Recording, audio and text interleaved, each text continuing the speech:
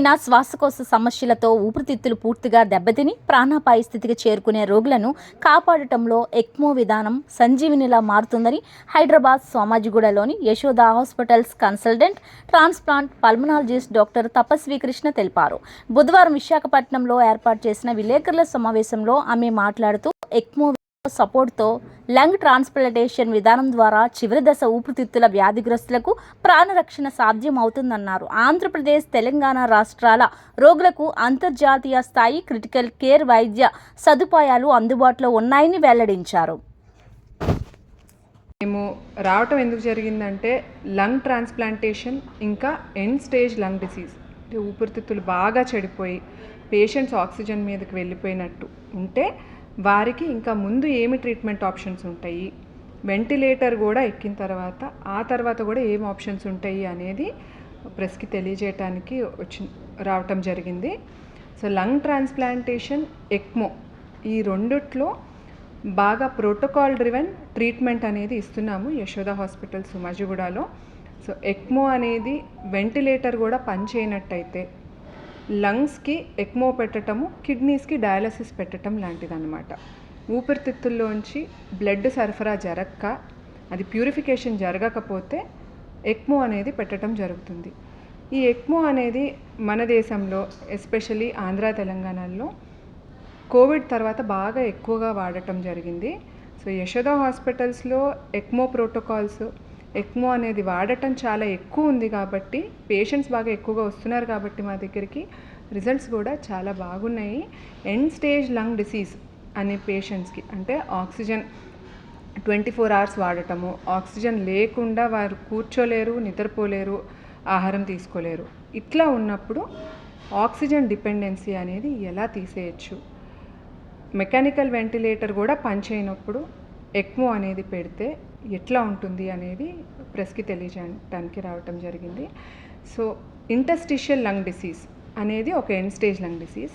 దీంతో పాటే chronic obstructive pulmonary disease అంటే సిగరెట్లు బాగా ఎక్కువగా కాల్చిన వారికి, లేదంటే పొల్యూషన్ బాగా ఎక్కువగా ఎక్స్పోజ్ అయ్యారు, స్మోకర్స్ పొల్యూషన్ ఎక్స్పోజర్, లేదంటే ఎక్కువగా ఆడవారిలో ఈ కుకింగ్ గ్యాస్ అంటే కుకింగ్ వుడెన్ ఫైర్ వీటికన్నిటికీ ఎక్స్పోజ్ అయిన వారికి కూడా సిఓపిడి అనే డిసీజ్ వస్తూ ఉంటుంది. వీరికి 50 years 60 years వచ్చినప్పుడు ఆక్సిజన్ అనేది కంటిన్యూస్గా పెట్టుకోవాల్సి వస్తుంది. అది చాలా ఇబ్బందికరంగా ఉంటుంది. 2 లీటర్ల ఆక్సిజన్ అనేది 3 లీటర్లు అవ్వచ్చు, 4, 10, 15. ఆ తర్వాత ఇంట్లో ఆక్సిజన్ ఇవ్వటం అనేది చాలా కష్టము. హాస్పిటల్ ఐసీయూ అడ్మిషన్స్ రిపీటెడ్గా అవుతూ ఉంటాయి. ఇలాంటి వారికి లంగ్ ట్రాన్స్ప్లాంటేషన్ అనేది యశోద హాస్పిటల్స్లో అవైలబుల్ ఉందండి. లంగ్ ట్రాన్స్ప్లాంటేషన్ ప్రోటోకాల్స్, రిజల్ట్స్ కూడా చాలా ఎక్కువ నెంబర్స్ చేసున్నారు కాబట్టి మేము యాజ్ అ టీమ్ పనిచేసి ఉన్నాం కాబట్టి మంచి రిజల్ట్స్ అనేవి పోస్ట్ లంగ్ ట్రాన్స్ప్లాంట్ కూడా రికవరీ చాలా వరకు బాగుంది. So oxygen dependent patients, interstitial lung disease అంటే ఊపిరితిత్తులు మామూలుగా స్పాంజ్ లాగా మెత్తగా ఉంటాయి, దానివల్ల ఊపిరితిత్తుల్లోంచి గాలి, ఆక్సిజన్ సరఫరా అనేది బ్లడ్లోకి ఈజీగా వస్తూ ఉంటుందన్నమాట. కానీ ఇంటర్స్టిషియల్ లంగ్ డిసీజ్ అనే ఒక వ్యాధి ఉన్నప్పుడు లంగ్స్ స్పాంజ్ లాగా ఉన్న లంగ్స్ గట్టిగా పీచులాగా అయిపోతుంది, అది లంగ్ ఫైబ్రోసిస్ అంటాం. అటువంటప్పుడు ఆక్సిజన్ అనేది సరఫరా అవ్వదు. దానికోసం మనము లంగ్ రీప్లేస్మెంట్ అనేది చేసేదే మనము లంగ్ ట్రాన్స్ప్లాంటేషన్ అంటాం అన్నమాట. ఈ లంగ్ ట్రాన్స్ప్లాంటేషన్ అనేది interstitial lung disease, chronic obstructive pulmonary disease, చిన్నపిల్లలు 15-16 year old పిల్లల్లో సిస్టిక్ ఫైబ్రోసిస్ అనే వ్యాధి మీరు వింటూనే ఉంటారు. సిస్టిక్ ఫైబ్రోసిస్ వ్యాధికి కూడా మనము ట్రాన్స్ప్లాంటేషన్ చేస్తూ ఉంటాము. ఇవి కాకుండా పారాక్విట్ పాయిజనింగ్, ఒక 12 year old child paraquat poisoning అయితే కూడా లంగ్ ట్రాన్స్ప్లాంటేషన్ అనేది యశోద హాస్పిటల్స్లో చేయటం జరిగింది. వారు చాలా బాగా రికవర్ అయ్యి 1 year తర్వాత కూడా బాగున్నారు. సో పారాక్విట్ పాయిజనింగ్ అనేది జరగకూడదు, ఐడియల్లీ బ్యాన్ అయి ఉంది.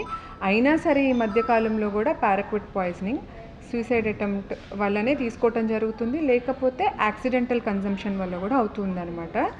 పారాక్విట్ యాక్సిడెంటల్ కన్జంప్షన్లో మోస్ట్ ఆఫ్ దెమ్ ఎవరైతే బతికి ఉంటున్నారో వాళ్ళకి లంగ్ ట్రాన్స్ప్లాంటేషన్ అవసరం పడుతుంది. సో వారికి కూడా లంగ్ ట్రాన్స్ప్లాంటేషన్ అనేది చేయటం జరుగుతుంది. వీరు కాకుండా పల్మనరీ ఆర్టీరియల్ హైపర్ టెన్షన్ అంటే ఊపిరితిత్తుల్లో బాగా బీపీ ఎక్కువగా పెరిగిపోయి ఉన్న వాళ్ళకు కూడా లంగ్ ట్రాన్స్ప్లాంటేషన్ చేస్తూ ఉంటాము. Pulmonary hyper tension, interstitial lung disease, COPD, cystic fibrosis, ఇవి కాకుండా మన దేశంలో టీబీ వల్ల ఊపిరితిత్తులు చెడిపోవటం అనేది చాలామందికి జరుగుతుంది. కోవిడ్ తర్వాత కూడా లంగ్ ఫైబ్రోసిస్ అయ్యి ఊపిరితిత్తులు గట్టిపట్టడం జరుగుతుంది. సో టీబీ వల్ల, కోవిడ్ వల్ల ఊపిరితిత్తులు గట్టిపడిన వారు, ఆక్సిజన్ మీద డిపెండెంట్ ఉన్నవారికి కూడా లంగ్ ట్రాన్స్ప్లాంటేషన్ అనేది చేయటం జరుగుతుంది. ఒక్కొక్కసారి లంగ్ ట్రాన్స్ప్లాంటేషన్ వరకు వెయిట్ చేయలేక వెంటిలేటర్ మీద ఉన్నట్టయితే అప్పుడు కూడా ఊపిరితిత్తులు పనిచేయకపోతే ఎక్మో అనేది స్టార్ట్ చేస్తాం, అంటే ఎక్స్ట్రా కార్పోరల్ మెంబ్రెయిన్ ఆక్సిజనేషన్. దీని ద్వారా లంగ్స్కి రెస్ట్ ఇచ్చి, అంటే కిడ్నీకి డయాలిసిస్ ఎట్లా రెస్ట్ ఇస్తుందో ఊపిరితిత్తులకి ఎక్మో అనేది రెస్ట్ ఇస్తూ ఉంటుంది అనమాట. ఎక్మో మీద పెట్టి తర్వాత ఆర్గన్ డొనేషన్ కోసం వెయిట్ చేస్తూ ఉంటాము. సో అట్లా జరిగినప్పుడు ఏంటంటే బ్రిడ్జ్ టు ట్రాన్స్ప్లాంటేషన్ అంటాం. ECMO, bridge to lung transplantation. So ఇవి రెండు ఎక్మో, లంగ్ ట్రాన్స్ప్లాంటేషన్ గురించి మీకు తెలియజేయడానికి ఈ ప్రెస్ కాన్ఫరెన్స్ పెట్టడం జరిగింది.